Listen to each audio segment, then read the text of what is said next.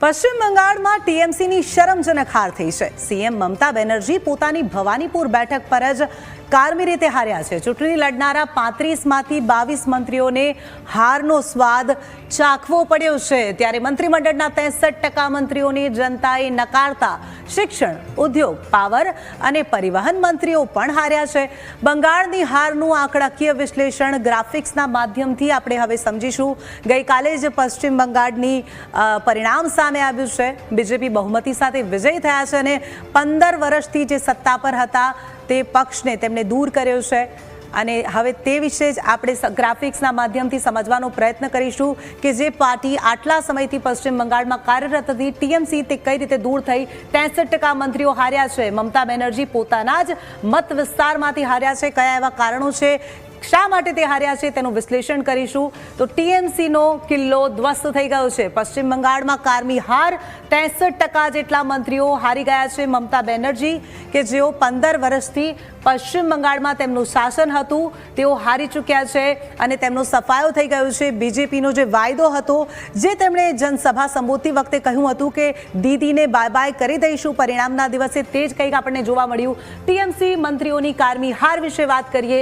ટીએમસીના કુલ મંત્રી 35 હતા, ત્યારબાદ હારેલા મંત્રી કેટલા, તો 22 જેટલા મંત્રી હારી ચૂક્યા છે અને હારનો દર 63% જેટલો રહ્યો છે, જે ખૂબ મોટો કહેવાય કારણ કે પશ્ચિમ બંગાળમાં વર્ષોથી ટીએમસીનો દબદબો હતો। 15 વર્ષથી તેનું શાસન હતું અને તેને દૂર કરવું ખૂબ મુશ્કેલ હતું। જે 63% જેટલો હાર તેમને આપી છે બીજેપીએ, એટલે આ ટક્કરની હાર કહેવાય અને તેના અનેક કારણો છે જેના વિશે પણ આપણે ગઈકાલે વાત કરી। હારેલા મંત્રી 22 જેટલા રહ્યા અને હવે આગળ વાત કરીએ આપણે કે મહત્વના વિભાગોના મંત્રીઓનો પરાજય। ઉદ્યોગ વિભાગના મંત્રીનો પરાજય થયો છે, શિક્ષણ વિભાગના મંત્રીનો પરાજય, ગૃહ નિર્માણના જે મંત્રી હતા ટીએમસીના તેમનો પણ પરાજય થયો છે। સાથે વીજળી ખાતું જે સંભાળતા હતા તે મંત્રી પણ ગઈકાલે હારનો સ્વાદ ચાખી લીધો છે। આ સાથે પરિવહન વિભાગ એટલે કે જે પશ્ચિમ બંગાળનો પરિવહન વિભાગ સંભાળતા હતા તે મંત્રીની પણ હાર થઈ છે। અને અંતે મહિલા અને બાળ વિકાસ, તો મહિલા અને બાળ વિકાસના જે મંત્રી હતા તેમની પણ કારમી હાર થઈ છે। આજે તમામ જે વિભાગો છે તે સંભાળતા હતા તેમની હાર। હવે વાત કરીએ ટીએમસીના હારેલા ઉમેદવારો વિશે। તો પ્રથમ મમતા બેનર્જી ભવાનીપુરથી હારી ચૂક્યા છે। ગઈકાલે ખૂબ ટક્કર આપી અને અંતે તેમની કારમી હાર થઈ છે ભવાનીપુર બેઠક પરથી મમતા દીદીની હાર।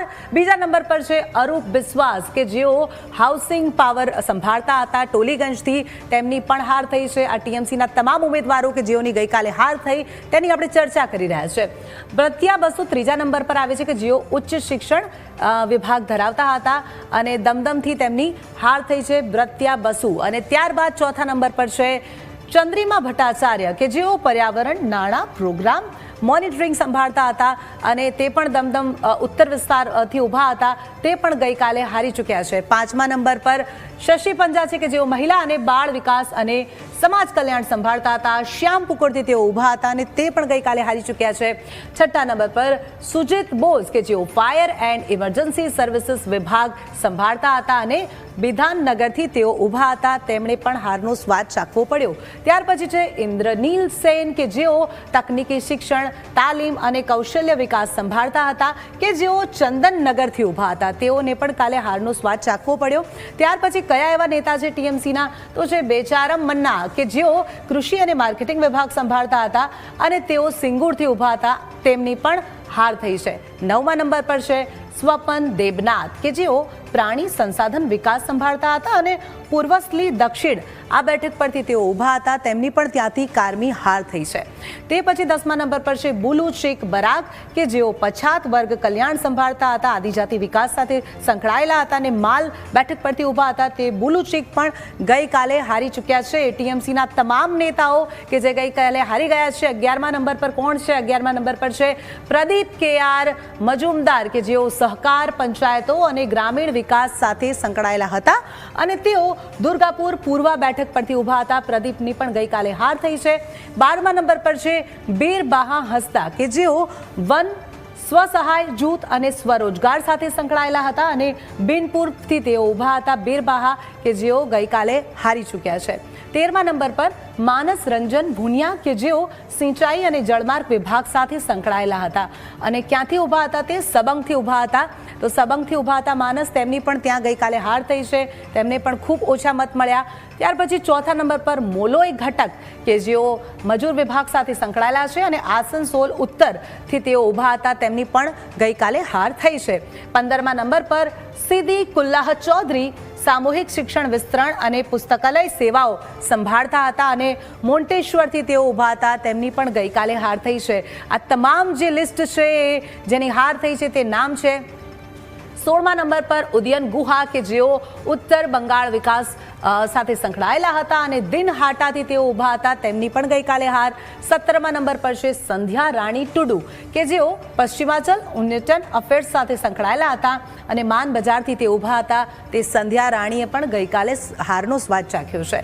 18 નંબર પર બંકિમચંદ્ર હઝરા કે જેઓ સુંદરબન અફેર્સ સાથે સંકળાયેલા હતા અને સાગર બેઠકથી બંકિમચંદ્ર ઊભા હતા કે જેઓ ગઈકાલે હારી ચૂક્યા છે.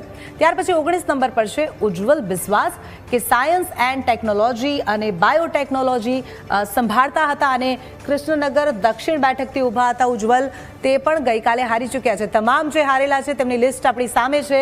20મા નંબર પર છે સ્નેહાશિષ ચક્રવર્તી કે જેઓ પરિવહન સાથે સંકળાયેલા હતા અને તેઓ જાંગીપરાથી ઊભા હતા, તેમણે પણ હારનો સ્વાદ ચાખ્યો છે. 21 નંબર પર શ્રીકાંત મહંતો કે જેઓ ગ્રાહક બાબત મંત્રી હતા અને સાલબોનીથી ઊભા હતા, તે પણ ગઈકાલે હારી ચૂક્યા. અને અંતે 22 નંબર પર છે સત્યજીત બર્મન, શાળા શિક્ષણ વિભાગ સંભાળતા હતા, હેમંતાબાદથી ઊભા હતા, તે સત્યજીતની પણ ગઈકાલે કારમી હાર થઈ છે. તો આ તમામ જે ઉમેદવારો છે તેમણે ગઈકાલે હારનો સ્વાદ ચાખ્યો છે.